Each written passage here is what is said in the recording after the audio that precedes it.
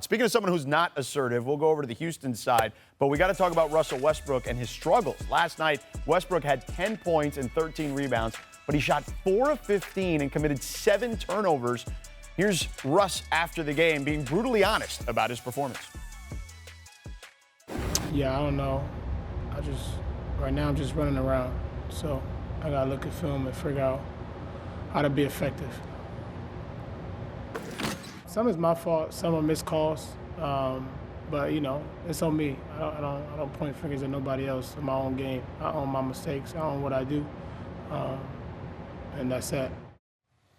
Matt, how worried should anyone be about Russ's play right now? I think Russell figured out, but I just think as great as he's been, the numbers he's put up, how historical he's been in the context of the game, his next evolution is understanding the pace of play and changing his pace of play. Russ has always been a guy that we've marveled at because he's probably the most athletic, strongest, fastest point guard we've ever seen, and he's used that to dominate this NBA. But as the injuries start to pile up, as he starts to get a little bit older, the next evolution in this game is being able to change speeds and pick and choose in his spots and really letting the game come to him. Because even when he scores, sometimes it's still nasty or almost looks forced because he ended up getting it because he is so athletic and strong. But when he takes just a step back, maybe downshift a little bit and pick and choose his positions, he's still one of the best out there.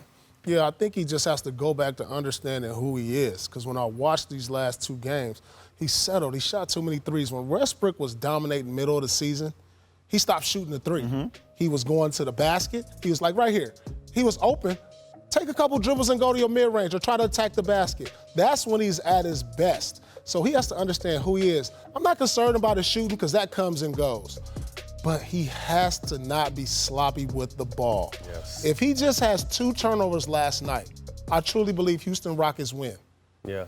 I truly believe it. And as good as he's been, it's almost scary sometimes down the stretch when you see the ball in his hands if you're a Houston Rockets fan because, the one game where you thought that James would have the ball, obviously Russ ran and threw the ball out of bounds in, the last 10 seconds of the game. So like I said, he's been historically one of the best point guards we've ever seen, but I just think now it's mental and understanding his age and his body and where he's at and just that next step in his game is just downshifting a little bit. Another thing you have to wonder is this injury affecting him? He dealt with a quad, coming off. It's hard to go back from 0 to 100 in the middle of a playoff run when you miss a couple weeks of basketball. So he's starting to find his rhythm. Maybe the injuries bother him. That's what I said.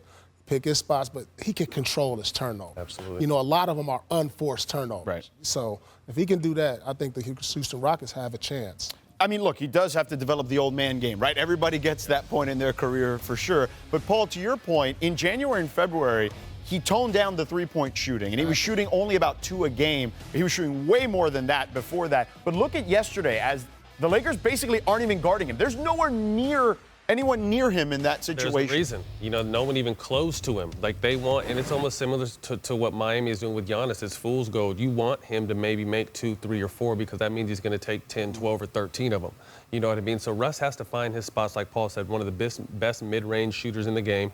I'm saying from right there, cut. You know what I mean? You cut, draw the defense, and either score. Like, I don't know if his quad is well enough to score. I think he is if he's out there. But even if you're not, you're able to make a play for someone else. But there's a reason why they're leaving him wide open, and I think he'll figure that out. And one more thing. As a coach, and I'm coaching against Westbrook, I'm going to ask myself, I'm going to take the lesser of 2 evils. Do I want Westbrook shooting threes or causing havoc going to the basket? Right. We'll give him the 3. Go ahead. We'll give you that all day. Because you can't take away everything. You can't take away his full game. You can't take away his paint presence and his outside shooting, so you're going to live with his outside shooting. Absolutely. We'll see how the Rockets evolve for Game 3.